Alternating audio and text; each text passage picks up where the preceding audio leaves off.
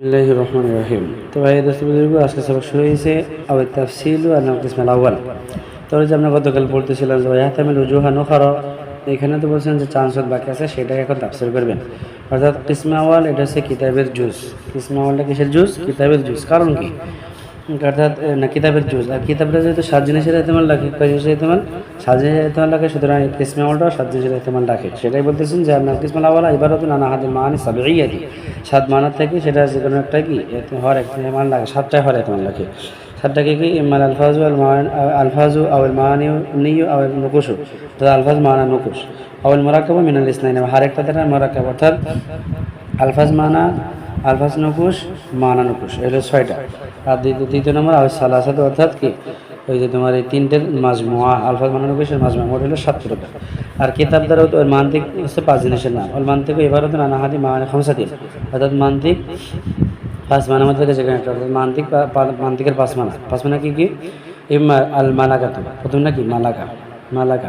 দ্বিতীয় নম্বর আওয়াল ইলমু বিজামি মাসাইল, দ্বিতীয় নম্বর ইলমু বিজামি মাসাইল। তৃতীয় নম্বর আওয়াল ইলমু বিকদরিল মুতাদ বিহি আল্লাযী ইয়াহসুলু বিহিল ইসমাতু, তৃতীয় নম্বর এটা।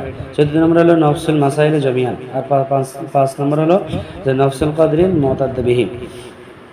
কথা হলো যে এই 5 মানা, তাহলে এখানে যে 7 মানার এখানে 5 মানা, তো আমরা দেখতেছি যে 5 দিয়ে যদি 7কে গুণ দিই, অর্থাৎ ফায়াহসুলু মিন মুলাহাজাতিল খামসাতি মা সাবাতি খামসাতু ওয়া সালাসানা ইহতিমালান, অর্থাৎ 5কে 7 দিয়ে যদি গুণ দেওয়া হয় তাহলে এখানে আমাদের 60 মোট 35 বাইরে, 5 7 35 বাইরে।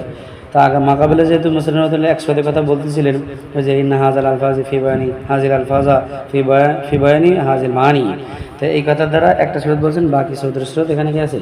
এই যে এখন এই নকশা দ্বারা বাকি 34 সুরত আমাদের হাসিল হলো। এখন আজকে সবাইকে দ্বিতীয় তাকরীর হলো যে ইউকাদ্দারু ফি বাউজিহাল বায়ান, এই কথার দ্বারা মুসলিম রহমাতুল্লাহ সারে রহমাতুল্লাহ একটা সোয়ালে মুকাদ্দারের জবাব দিয়েছেন। সোয়ালে মুকাদ্দারটা হলো, আমরা দেখতেছি যে ফি এর ব্যবহার করা হয় কিসের ক্ষেত্রে? জরফের ক্ষেত্রে। ফিটা জরফের ক্ষেত্রে ব্যবহার হয়, তো তার মাতকলটা এমন একটা জিনিস হবে যেটা কি মাজরুফ আর সালাহিয়াত রাখে। তো এখানে আমরা দেখতেছি ফিল মান্তিকটা কি জরফে জামানো হয় না বা জরফে মাকানো হয় না, মাজরুফ আর সালাহিয়াত সে রাখতে পারতেছে না। তো এখানে এটা বলা সই হলো কিভাবে? তার জবাব মুসলিম দিতেছেন ইউকাদ্দারু ফি বাউজিহাল বায়ান ওয়া ফি বাউজিহাত তাসহিল ওয়া ফি বাউজিহাল হুজুল, অর্থাৎ এখানে মান্তিকের শুরুতে তাফসিল বয়ান হুসুল এই 3টা মুজাফিলা কি আছে? যে কোনো 3টা যে কোনো একটা কি আছে? মাজু আছে। যেন কথা হলো যখন 3টে যে কোনো একটা আমরা কখন কোনটা মানবো সে কথাটা আরও রোশন করতেছেন ওস্তাদ জিদ আহমদ বরকত। দেখুন যে যদি আমরা এখানে মান্তিক দ্বারা যদি মালাকা উদ্দেশ্য নিই, মান্তিক দ্বারা মালাকা উদ্দেশ্য নিই, তাহলে এই মালাকা হইলে সেটা কি ইলমে তাহসিল হয়, আর তা সেটা নয়, সেটা কি হয়? কাসবি হয়, এগুলো কাসবি, কামানো লাগে।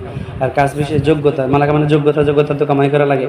আর কামাই ক্ষেত্রে যদি এখানে আমরা এলমে মান্তিক দ্বারা মালাকা উদ্দেশ্য নিই, তাহলে শেষ মানে যদি এটা কাসবি কি হয়? সেটা তাহসিল হয়। এখানে ওই 3টের মধ্যে যেখানে একটা তাহসিল উদ্দেশ্য হবে।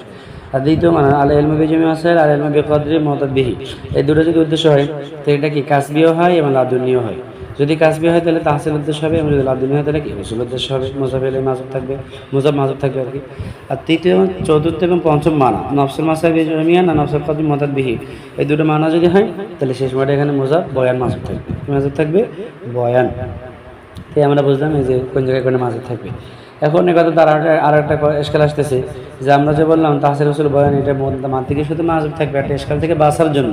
তা আমরা দেখতেছি তাহসিল উসুল বয়ান এটাও তো কি একটা মাজদার, এটা তো জরফা সালাহিয়াত রাখে না, তো সুতরাং এটা বলে তো আমাদের সই হয়নি। তাই এটা কেন বললি? তার সমাধান কি? তাই বলতেছে তাহলে সমাধান হলো কিসমে আমলদা এটা হচ্ছে খাস মতলব, আর ফিল মান্তিক এটা হচ্ছে কাম মতলব, অথবা কিসমান এটা হচ্ছে কি জুজ আর ফিল মান্তিক এটা কি কুল। তা আমরা জানি কুল জুজ কি ইহাতা করে, আম মতলব খাস মতলব কি ইহাতা করে, যেমনভাবে কি জরফ মাজরুফকে ইহাতা করে। সুতরাং ইহাতার দিক থেকে মিলতার কারণে ফিল মান্তিক, এখানে ফিল মান্তিক বলা কি আছে? সহি আছে আর কি। তৃতীয়ত আর একটা কথা হলো যে এখানে যেহেতু আমাদের এই যে দ্বিতীয় জব যে তাহসিল উসুল বয়ান মাজুব মানবো, এই কথা দ্বারা তো আমাদের ফায়দা, যেহেতু আমাদের ওই যে কি ফিল মান্তিকে যে এসকালে দফা হয়ে যেত, এই কথাটা বলার কেন দরকার ছিল? তো সেই মাথাতে সারে রহমতুল্লাহ যে বলতেছেন বা সারার ভিতরে আসছে যে যেহেতু এখানে মানে উমুমিয়াতের মানা পয়দা করার জন্য এখানে কথাটা বলা হয়েছে। অর্থাৎ আমরা যে 35 দেখতেছি, 35 মধ্যে থেকে শুধুমাত্র 7 সুরতের মধ্যেই মান্তিকটা কি হয়, এলিমটা মান্তিকটা মতলাক হয় এবং এক ইসমে আওয়াল অর্থাৎ শুধু এক প্রকার এটা খাস মতলাক হয় এবং এক সুরতের মধ্যেই মান্তিকটা কুল হয় এবং ইসমে আওয়ালটা কি হয়, জুজ হয়। আর বাকি 27 সুরতের মধ্যে কি হয় না, মান্তিকটা মতলাক হয় না, খাস মতলাক হয় না, কুলও হয় না, জুজও হয় না। এই উমুমিয়াতকে পয়দা করার জন্য এখানে কি এই বয়ান হুজুর আসল বয়ানটা মাসুদ মানা হয়েছে এই কারণে।